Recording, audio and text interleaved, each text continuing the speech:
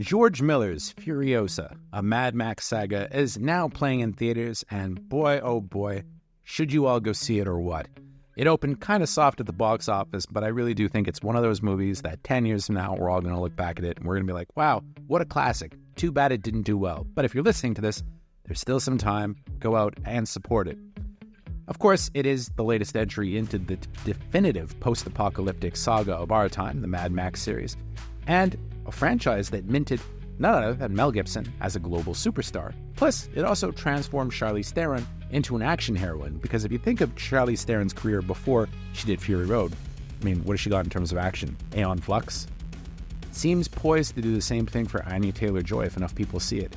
And in my opinion, there's never really been a bad Mad Max film, as they're all quite different in tone and technique. Although we all have our favorites, that's for sure.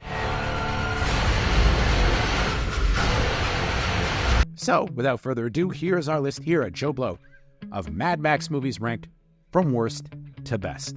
So, what's the worst? Obviously, it's going to be Mad Max Beyond Thunderdome.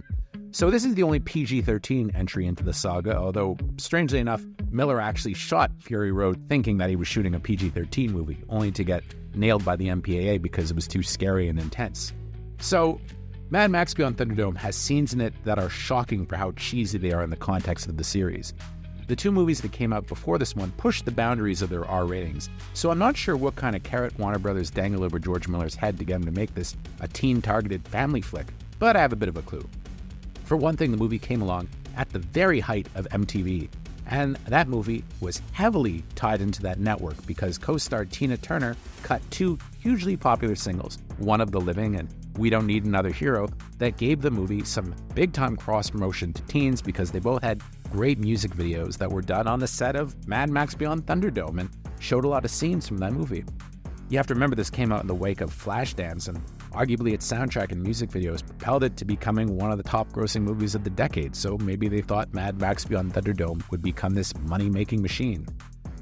The suits probably involved this movie wanted to make sure that the teens who were going to be seeing these music videos would be able to get in to see it in theaters. But more than that, there's also the fact that George Miller's best friend and close collaborator, Byron Kennedy, died in a helicopter crash just before filming, and Miller's grief was so intense that he actually had to bring on a co-director, George Ogilvy, and the result, of course, is a movie that's totally out of whack. Some of the action scenes are great, such as the Thunderdome battle. Still, even those sequences have heavy doses of melodrama, such as the reveal of the baddie, Blaster, as a mentally disabled boy Max refuses to kill, complete with a very corny soundtrack by Maurice Jarre. They really did soften Max up for the movie too, with him less of an anti-hero this time as he protects a tribe of lost children. However, I still think it's a pretty decent movie, even if it's far the worst Mad Max film. For one thing, the action sequences are pretty good, and you can see the germ of ideas Miller would explore later on in the saga, with Buttertown kind of a dry run for the Citadel. At the same time, the tribe of children in their oasis, planet Earth, seems like a prelude to the Green Place in Furiosa. Gibson, as always, is in top form, even if the old age makeup they use to make him look middle-aged isn't too convincing. And despite not being a trained actress, Tina Turner in her only major film role is memorable as Auntie Entity, who is undoubtedly the most sympathetic villain the series ever had. This is Thunderdome. Death is listening. It also has a memorably grim ending with the Tomorrow Morrowland the kids are seeking, just the bombed-out ruins of Sydney. At the same time, Max ends the movie wandering the wasteland alone, even without his V8 Interceptor. Before we continue with our video, here's a reminder to click the Store tab on any of our JoBlo channels and browse our collection of the latest and freshest designs in our merch store. Go get you some. Next up, Mad Max. So some will undoubtedly take issue with the low ranking of the original entry into the series, but hear me out. This is still one of the best Ozploitation movies ever made.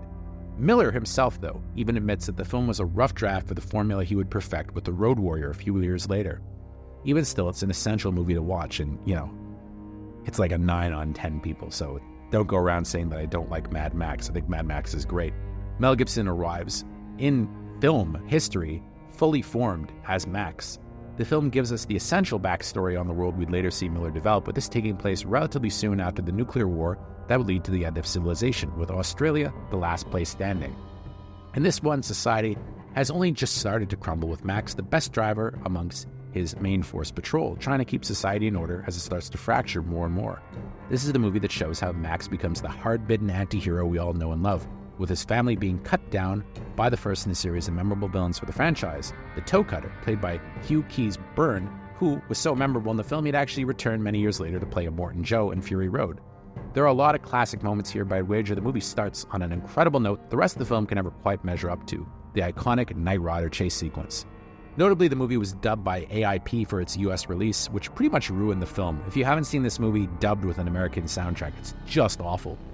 Thankfully, the only version of the movie that's really in circulation nowadays is the Australian cut, which does proper justice to the amazing acting by Mel Gibson, who, at the end of the film, is truly unnerving as Max is like dead behind the eyes because he's so ruined by his family getting cut down. Plus, there's also Keys-Byrne and Steve Bisley, who steals many scenes as Max's doomed best friend, Goose. Next up is Furiosa, a Mad Max Saga.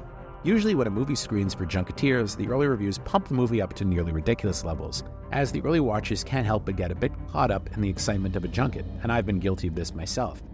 This is the rare case where I think those early reviews undersold just how good of a post-apocalyptic odyssey this is.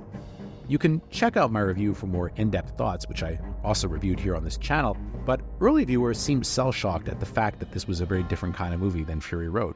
I think those of us who saw it later went in knowing this fact and, as such, had a better appreciation for what it actually was, which is a really amazing post-apocalyptic epic, and I mean epic in the true sense of the word. So what's the second best Mad Max movie? Fury Road, of course. So here's where it gets dicey, and I've said this before and I'll repeat it. The Mad Max Saga contains two of the best action movies ever made. As such, I firmly believe Fury Road is a masterpiece, even if it only comes in second on my Mad Max movies ranked list. I don't mean to diminish it in any way. The movie has so many iconic images and set pieces that I'd wager it's probably the best movie of the last 10 years, or maybe even more, and a modern classic. It's a drag that Tom Hardy and Charlize Theron had such a miserable time with each other, as neither has ever been better than they are here. I went into this somewhat resistant to the idea of Hardy replacing Mel Gibson, but he's so different in the role that he truly defies comparison, which I think was the right approach. And of course, Theron's Furiosa takes her place as one of the best action heroines of all time. Plus, there's the score by Junkie XL, which for my money was the first time any of the movies ever really had a soundtrack that could genuinely go toe-to-toe with what was happening on screen. But what's the best Mad Max movie? Mad Max 2, or as it's called in North America, The Road Warrior. The Road Warrior for me is better just because it's all real. Considering how low budget the movie was and the fact that Miller's resources were so scarce, the fact that this movie exists at all is a miracle, and there are sequences in this movie that defy explanation. They almost seem magical, and it's a wonder Miller was able to put any of this carnage on screen without getting anyone killed. Both The Road Warrior and Fury Road make the case for Miller being perhaps the greatest action director of all time, and he's matched by his leading man, Mel Gibson. The first film sets up Max's grief, and Gibson turns him into a stoic, tragic anti-hero that ranks among one of the best we've ever gotten on screen. And that final tanker pursuit action scene, probably one of the greatest action sequences in all of film history. I mean, it cannot be beaten. This movie is a masterpiece in the best sense of the word. So, what do you think of my Mad Max movies rank list? Make sure to let us know in the comments and be kind. We all have our opinions now, don't we? And I said it before and I'll say it again, you gotta go out, you gotta see Furiosa in theaters. George Miller movies deserve to be seen on the big screen, and boy, this is one you do not want to miss.